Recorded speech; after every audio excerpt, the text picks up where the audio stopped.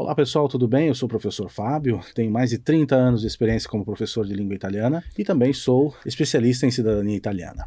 Bem-vindos! Hoje eu quero comentar com vocês sobre a prova B1, o que é o nível B1. Vamos dizer que até os anos 90, todos os cursos de língua eles eram divididos em iniciante, intermediário, avançado, e isso causava muita dúvida, causava muita confusão, porque não tinha uma padronização. Já que não havia muita padronização, já nos anos 90, a União Europeia criou o Quadro Comum Europeu de Referência para as Línguas, que a gente chama de QCER, Q-C-E-R. O QCER divide as línguas em 6 níveis.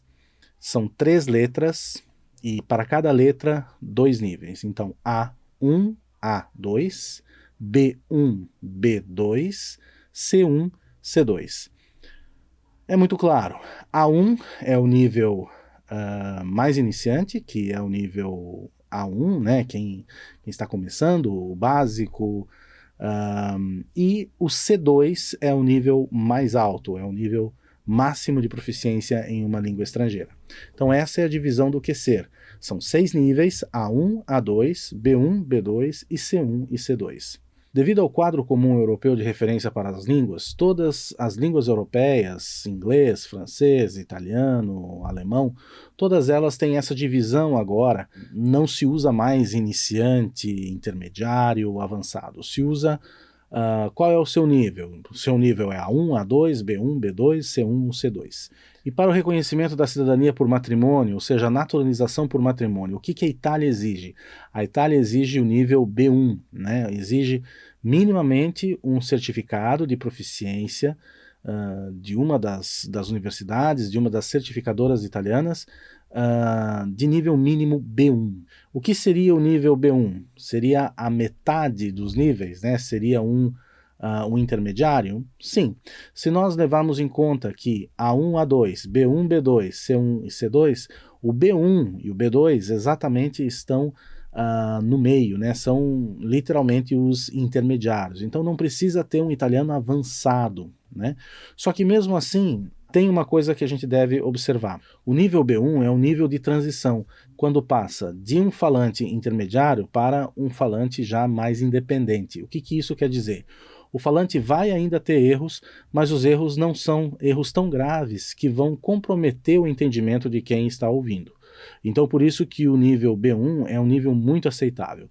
O que nós temos que lembrar, por exemplo, qualquer pessoa que queira estudar em uma universidade de língua estrangeira, ela tem que ter, no mínimo, o nível B2 daquela língua estrangeira. Então, por exemplo, se eu quiser estudar na Itália, qualquer universidade italiana vai me exigir não o B1, mas vai me exigir um nível a mais, que é o nível B2.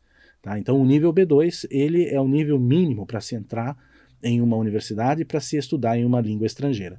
Então vejam como o B1 é realmente um nível intermediário. Então o falante ainda vai ter erros, o falante ainda vai ter dificuldade em muitas palavras e estruturas, mas isso não vai comprometer o entendimento.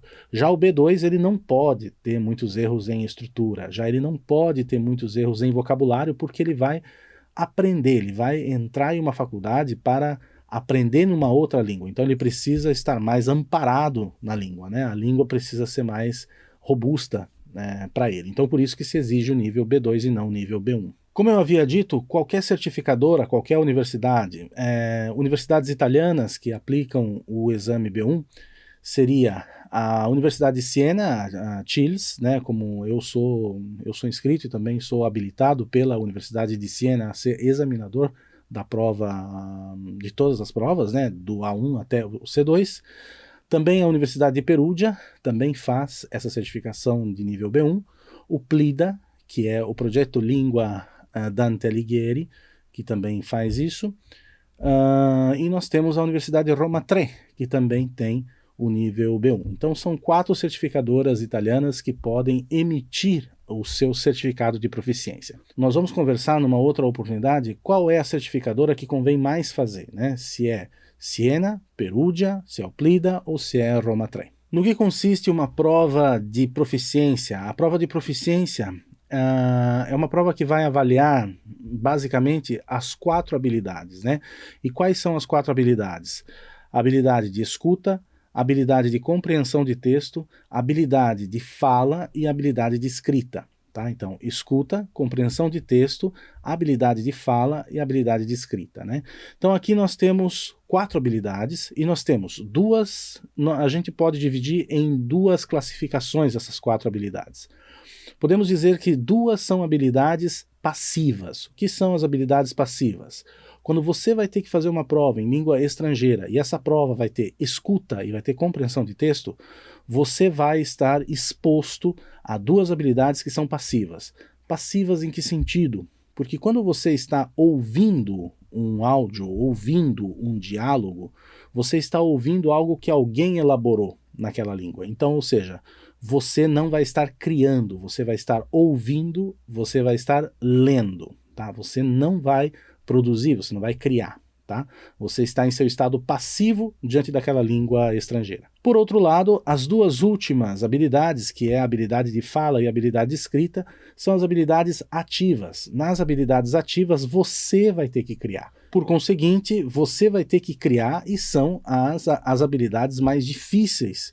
São as habilidades mais difíceis na prova de proficiência, porque quando você fala, você mesmo vai ter que criar, e quando você escreve, você mesmo vai ter que escrever. Tá?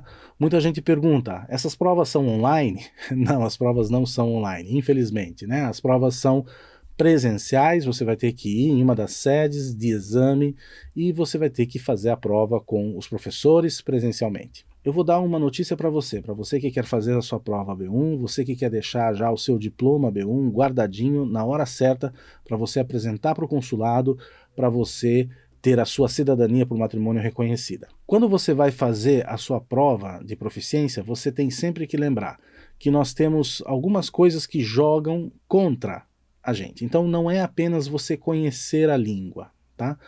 Você é brasileiro? Você é fluente em português? Você se considera fluente em português? Se eu te der uma prova do CELP, o CELP é a prova de proficiência de língua portuguesa para estrangeiros. Se eu te der a prova do CELP agora, dificilmente você vai completar a prova. Dificilmente você vai ter minimamente a média, tá? Por quê? Porque você não conhece a prova. Tá?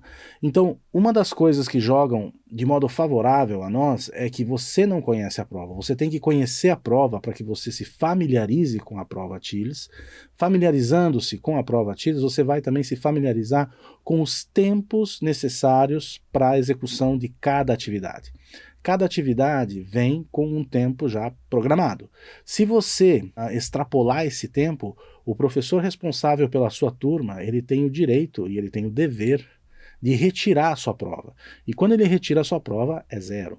Tá? Então, quando o tempo terminar, você vai ter que ter terminado a prova integralmente. Se não tiver terminado a prova integralmente, o professor vai te tirar a prova. Tá? Então, por isso, para você ser aprovado em alguma prova de proficiência, claro que conta o conhecimento em língua.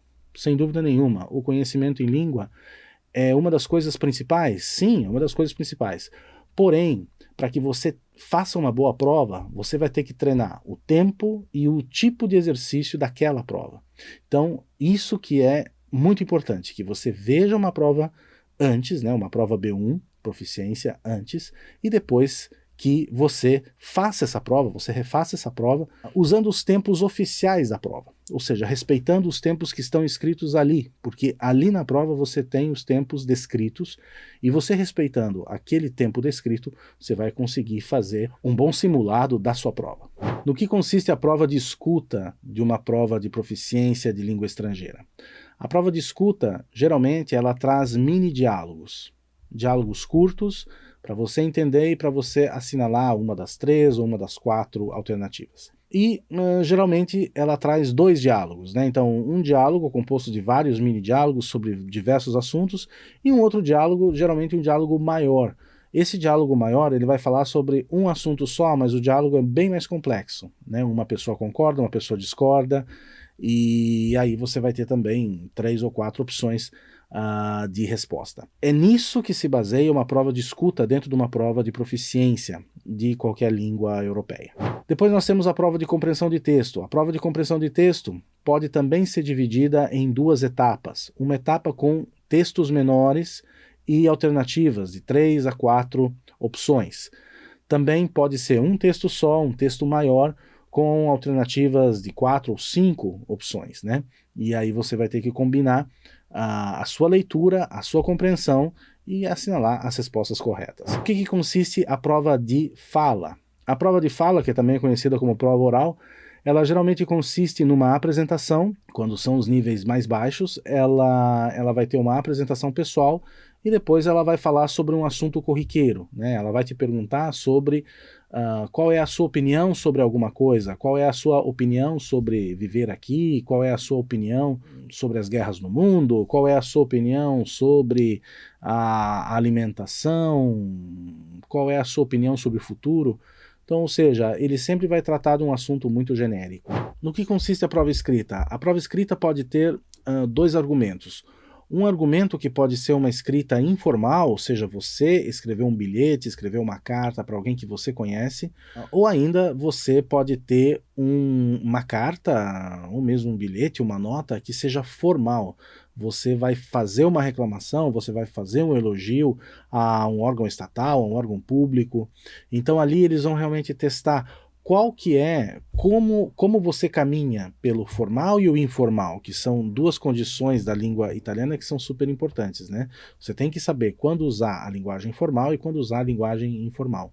Então, o que eles vão avaliar na questão do B1? Qual que é a sua integração com a Itália? Qual que é a sua integração com a língua italiana? Né? Você visita a Itália? Se você visitar a Itália, você consegue se desenrolar em um diálogo informalmente, ou seja, com as pessoas na rua, com as pessoas da família, do seu cônjuge, e também você consegue se desenrolar quando você for ao médico, quando você for ao supermercado, quando você precisar fazer uma reclamação na rua, quando alguma coisa estiver acontecendo e você não tiver a ajuda de ninguém que fale italiano. É isso que eles querem saber. Então, por isso que a prova escrita sempre vai abordar dois pontos, né? E você, em algumas provas, você consegue escolher se você quer falar na linguagem informal ou se você quer falar na linguagem formal. Uma das coisas super importantes é que, como eu já tinha dito, todas as provas têm um limite de tempo para serem realizadas, né? E os limites de tempo, eles têm que ser respeitados. Uma das coisas também que jogam muito contra o candidato, né, a pessoa que está ali na hora fazendo a prova, é que você vai ter que sempre ter a sua caneta preta, né? Então, a prova TILS, a prova CELI, que é de Perugia, eles sempre exigem o uso da caneta preta, né? Então, tem que ter sempre a caneta preta à mão. Uma das coisas principais, você tem que preencher a folha de respostas. A folha de respostas é uma folha cheia de quadradinhos, cheia de círculos, então você tem que treinar isso antes, tá? Isso, a pessoa que chega na prova e diz assim, eu estudei para a prova, mas se a pessoa nunca preencheu o gabarito, se ela nunca conseguiu preencher a folha de respostas antes para ter uma ideia de como funciona, isso requer muita atenção, porque uma resposta errada vai ficar errada, você vai perder tempo, então vai perder ponto e vai perder tempo. Por quê? A partir do momento que você escreve alguma coisa errada, ela vai continuar errada lá na folha de respostas e é aquela resposta que está valendo, tá? Se você rasurar a folha de respostas, você pode comprometer as demais respostas. Então, por isso, não é aconselhável que você rabisque a folha de respostas. A folha de respostas é uma parte super importante e nós temos que contar o tempo para a execução do exercício também.